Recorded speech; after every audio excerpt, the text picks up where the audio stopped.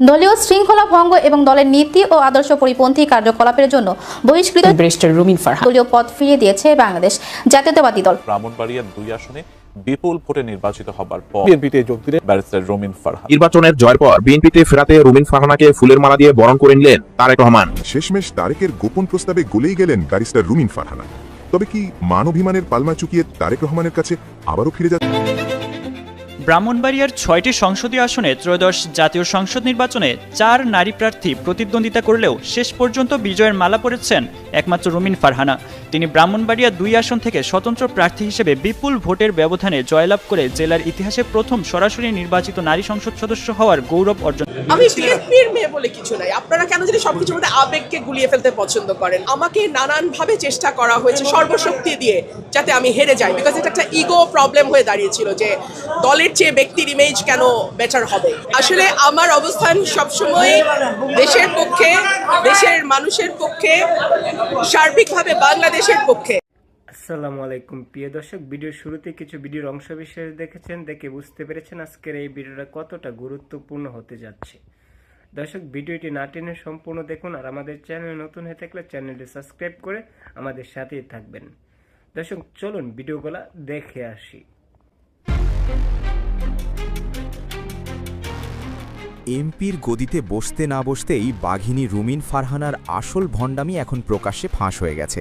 Barrister রুমিন গত 17 ফেব্রুয়ারি জাতীয় সংসদ ভবনে এমপি হিসেবে শপথ নিয়ে বেতন আর গাড়ির সুবিধা নিশ্চিত করলেন ঠিকই, অথচ সংবিধান সংস্কারের শপথ নেওয়ার সময় আসতেই চোরের মতো দৌড়ে পালালেন।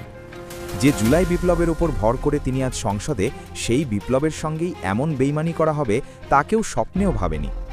তারেক রহমানের বিরুদ্ধে স্বতন্ত্র ভোট করে জেতা রুমিন কি তলে তলে সেই তারেক রহমানের বুদ্ধিতেই চলছেন? মুখে বড় বড় কথা বললেও কাজের বেলায় জনগণকে বুড়ো আঙুল দেখিয়ে রুমিন ফারহানা বুঝিয়ে দিলেন তিনি এই যুগের মীর জাফর ছাড়া আর কিছুই নন। গত 17 ফেব্রুয়ারি সংসদ ভবনে যা ঘটেছে তা দেখে রুমিনের ভক্তরা লজ্জায় এখন মুখ লুকাচ্ছে।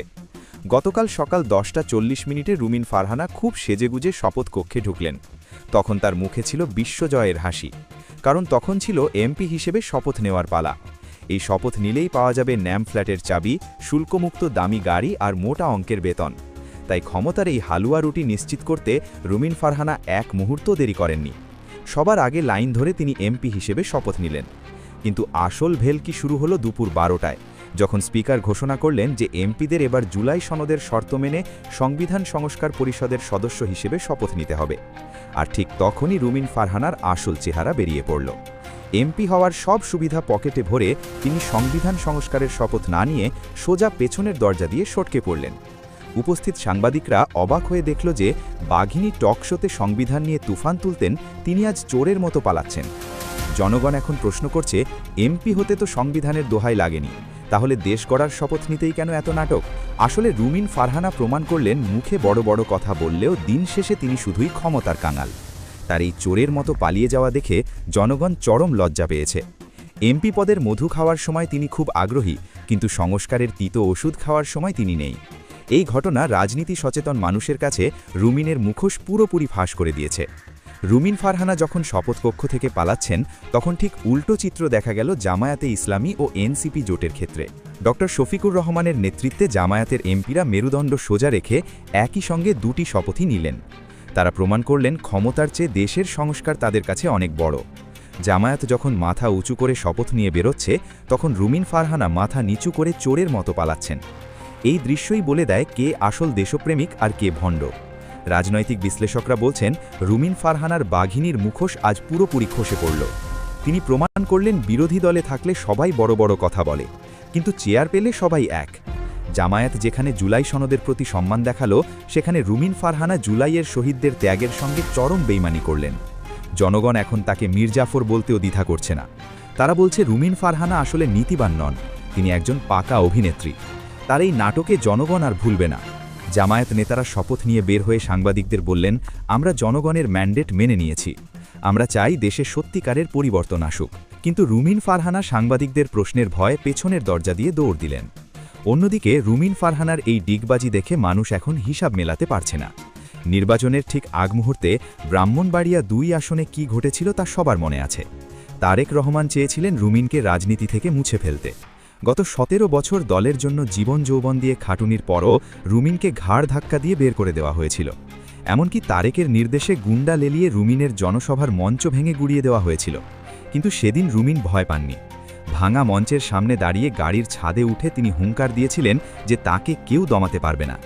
তারেক রহমান টাকার বস্তা নিয়ে তার প্রার্থী জুনায়েদ আল হাবিবকে মাঠে নামিয়েছিলেন।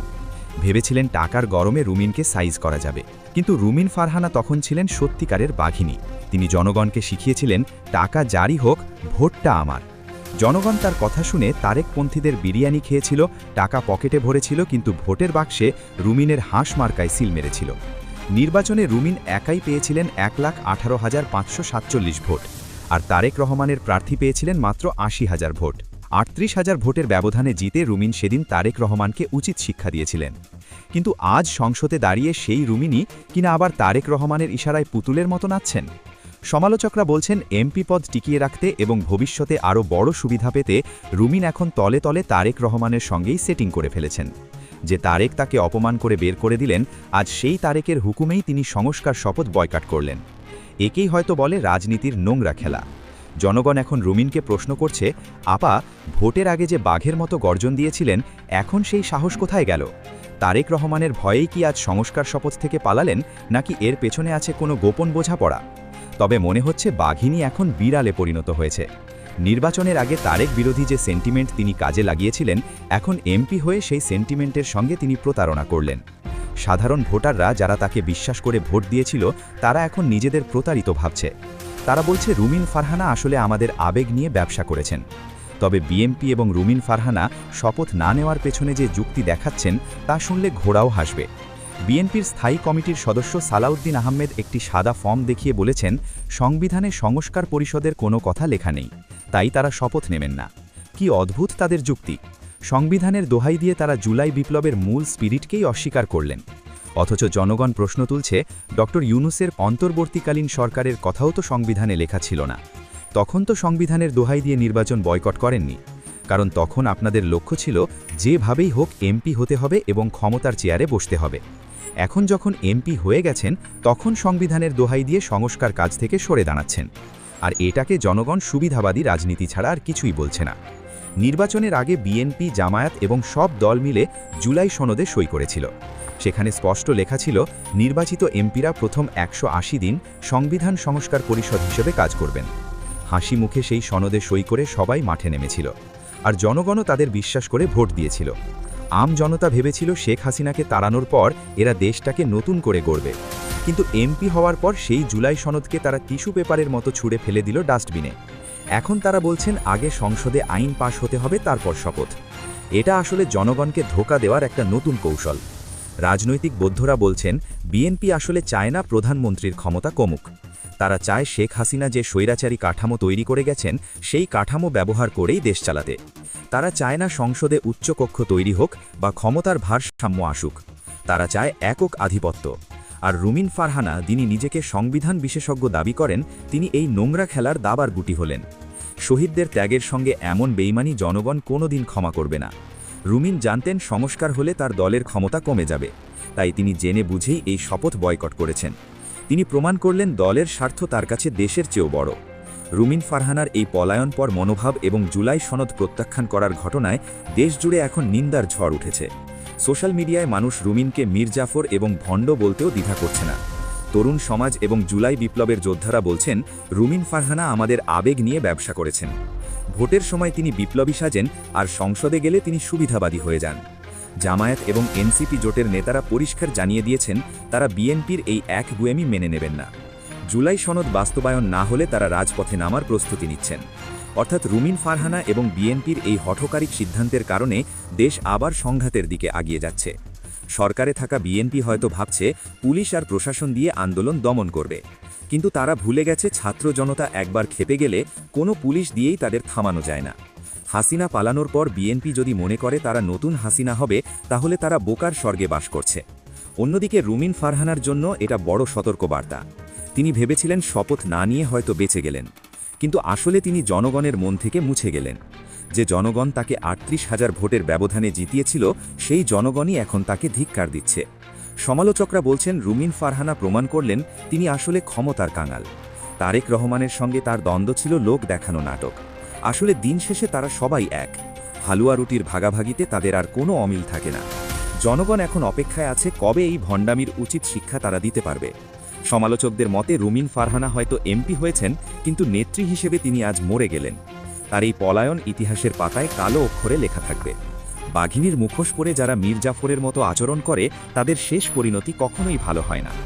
আগামী দিনে যখন রাজপথে আন্দোলন শুরু হবে, তখন রুমিন ফারহানা কোন মুখে জনগণের সামনে দাঁড়াবেন তা এখন দেখার বিষয়।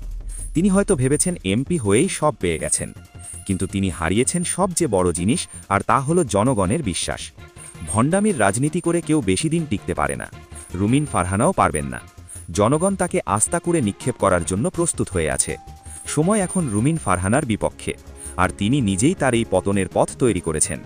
এই ভণ্ডামির জবাব তাকে দিতেই হবে।